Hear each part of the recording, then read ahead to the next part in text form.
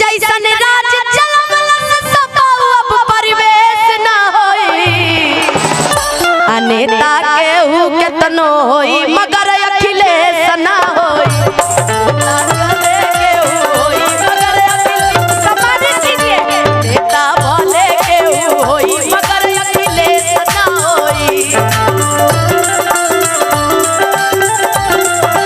भैया ने कहा समाजवादी गीत, तो आज तक जीवन में एक ही समाजवादी गीत गाए हैं कि जैसन राज चलवलस सपाऊ अब परिवेश न होई अनेता केहू केतनो होई मगर अखिलेश न होई